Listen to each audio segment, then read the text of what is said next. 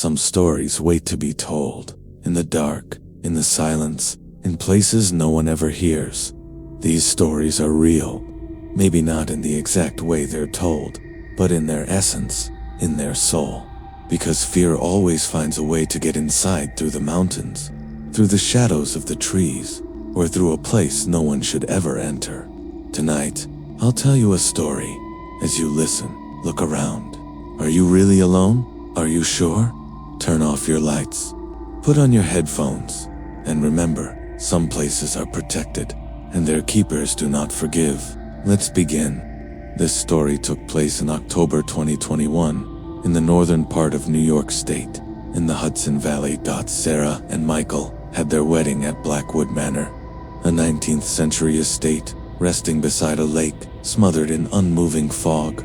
It wasn't normal fog that day. It lay still over the lake, rising and falling, like something breathing beneath it. Locals knew it was a bad omen, but no one warned the couple. Weeks later, when they returned to their apartment in Brooklyn, a violent storm was hammering the city. Michael lit the fireplace, while Sarah cast their wedding photos onto the TV. The first photos were magical, glowing with joy, but everything changed the moment they reached the black and white shots taken by the lake. The warmth in the room vanished. The fire was still burning, but no heat came from it. "Go back to that one," Michael said, his voice trembling like an animal sensing a coming disaster. When they zoomed into the photo, they saw her, a woman lurking among the reeds.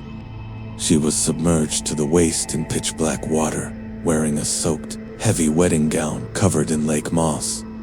Her face was horrific. Her jaw hung unnaturally low, as if it had slipped off its hinge. Her eye sockets were completely hollow. The skin on her face was swollen like a long drowned corpse, with gray threads of tissue peeking through. Worst of all was her gaze not at the couple in the photo, but straight into the camera lens, straight at them. In the next frame, she was no longer in the water. She had pushed through the reeds and stepped onto the dock. Drops of dark water fell from her feet, staining the wood black wherever they landed. Her head tilted to the side at a strange broken doll angle. Her fingers were impossibly long, covered in mud. Sarah flipped through the photos in panic. In every frame, the woman was closer. Sometimes only a strand of wet hair or a torn piece of her dress could be seen. The photos began to look alive. The water rippled, the fog shifted. It was as if the moments inside the pictures were still breathing. Then the laptop froze, and the slideshow began advancing on its own. The images stopped being photographs. They became scenes moving, shifting, changing. The woman was crawling along the lakeshore, climbing the mansion's steps, pressing her face against the car window, peeking through the ballroom curtains. It was as if she had stalked them through the entire wedding, unseen. The screen went black for a second. When it came back, there was a new image. The front door of their apartment right now, covered in wet, muddy footprints. The lights exploded and went out. The whole apartment plunged into darkness. With every flash of lightning, shapes appeared for an instant. A shadow in the corner, a wet stain pulsating on the ceiling, a sound like water moving through the walls. Sarah pulled a blanket around herself, but what she touched wasn't warm fabric. It was cold, sticky, grainy, mud, black lake mud. Beneath the blanket, the couch was soaked in it. Michael moved down the hallway, but the footsteps he heard weren't coming from the floor, they were coming from above. Sarah looked up. In the center of the ceiling, a black stain throbbed like a heartbeat. A thin crack opened, slowly, deliberately. A hand slipped through first long, gray swollen joints, bent backwards. Then the fingers. Then her face. She dangled upside down from the ceiling like a rotted carcass, her hair dripping onto the floor. The darkness inside her eye sockets swallowed the light. And then, like a cold needle pushed directly into her mind, Sarah heard the voice. "Do you like my dress?" Sarah ran. In the hallway, Michael stood frozen at the bathroom door. When he turned, His eye sockets were two black pits. Water streamed from them. From the bathroom, a cracking noise came like something forcing its way upward. The bathtub drain erupted with black sludge that climbed the walls like a living creature. Long, broken arms emerged from it, and the woman dragged herself out, leaving stains on the floor that spread and rotted the wood instantly. Sarah locked herself in the bedroom and shoved the dresser against the door. She opened the closet there. It was the wedding dress, but it was alive. It shivered like skin, rose and fell as if breathing, dripping dark water onto the floor. She lit her lighter. The flame touched the fabric and died with a hiss. The dress screamed, a bone-splitting shriek that rattled the room. Two long arms burst out of the closet and wrapped around Sarah's throat.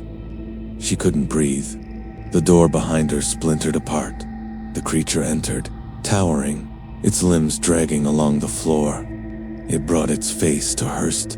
The smell of decay filled her lungs. "Your life is warm," it whispered.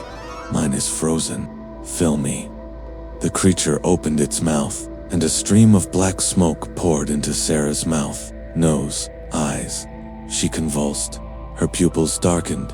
Her veins turned black. The warmth left her body in seconds. She collapsed as the cold from the bottom of the lake filled her completely. When the sun rose, the storm was gone. The apartment looked spotless. No mud, no stench, nothing. Michael woke on the couch, dazed, with no clear memory except a feeling of drowning.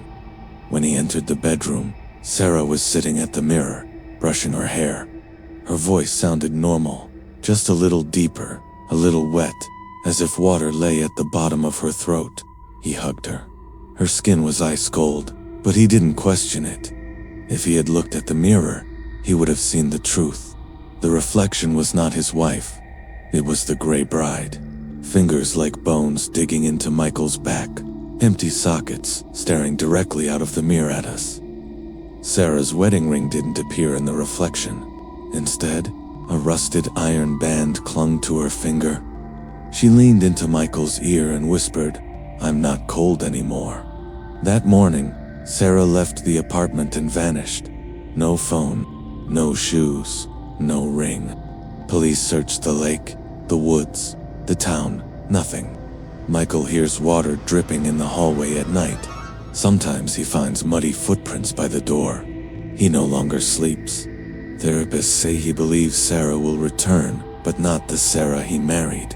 He repeats the same sentence every day. "I hear her steps. She's coming back through that door." Neighbors claim to find long strands of black hair on the stairs. Some swear they hear a voice around 3 a.m., a voice bubbling through water.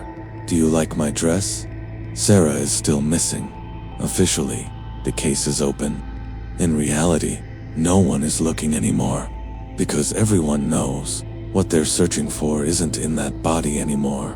The entity took her place, put on her life like a wedding gown, and it's waiting to finish the ceremony that death once interrupted. If you've listened this far, remember one thing: some brides die on their wedding night. Others come back wearing someone else's life. And if you ever find yourself in the Hudson Valley, look closely at the footprints by the lake. Make sure they belong to the living, because some brides are still searching, and one day, the knock on the door might be for you. Good night, or try to sleep, if you can.